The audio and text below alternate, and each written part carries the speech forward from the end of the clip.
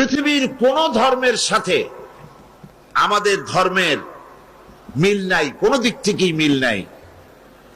এই জন্য যারা ইসলাম বোঝেন না, ইসলাম সম্পর্কে লেখাপড়া করেন নাই, ইসলাম সম্পর্কে অজ্ঞ, তারাই ইসলাম সম্পর্কে বিভ্রান্তি ছড়ায়। তারা ইসলামের নাম দিয়েছে মৌলবাদ, ইসলামের নাম দিয়েছে সন্ত্রাস। এর মধ্যে সন্ত্রাসী আছে আর এটার নাম হলো মৌলবাদ। এই মৌলবাদ থেকে বাঁচার জন্য তারা করেছে ধর্মনিরপেক্ষ মতবাদ। সুতরাং আমাদেরকে বুঝতে হবে পার্থক্যটা কোথায়। বেদ বলেন, বাইবেল বলেন, ত্রিপিটক বলেন, জিন্দা বিস্তা বলেন, কোন ধর্মীয় পুস্তক দাবি করে না, ক্লেম করে না যে আমার ভিতরে অর্থনীতি আছে, আমি দুনিয়াকে অর্থনীতি শিখাইতে পারি, অর্থনৈতিক বিধিবিধান দিতে পারি। বেদও বলে না, বাইবেলও বলে না, ত্রিপিটকও বলে না।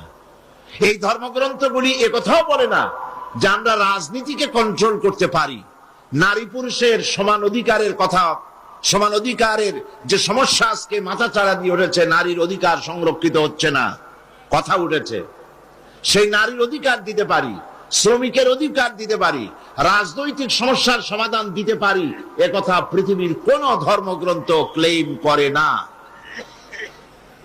এখানেই পার্থক্য হচ্ছে ইসলামের সাথে।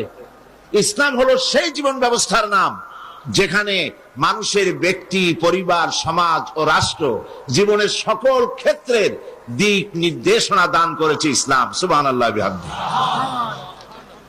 এই জন্য আমরা যখন কোরআন থেকে অর্থনৈতিক কথা বলি, রাজনৈতিক কথা বলি, তখন ওই সব বন্ধুরা যারা ইসলাম বোঝেন না, ইসলাম সম্পর্কে কোনো জ্ঞান রাখেন না, তারা বলেন শুনতে গিয়েছিলাম তাফসির, শুনে আসলাম খানিকটা রাজনীতি। এরকম বলে কিনা? এরকম ওনারা বলেন, ওই সব লোকেরা, ওই সব বন্ধুরা বলেন যারা কোরআন বোঝেন না, যারা কোরআন পড়তেও জানেন না। আবার তারা বলেন কোরআনের নামে, তাফসিরের নামে কোরআনের অপব্যাখ্যা ওনারা করেন। আমাদেরকে বলা হয় অপব্যাখ্যা করি। আমাদের জবাব হচ্ছে, আপনি কি ব্যাখ্যা বোঝেন?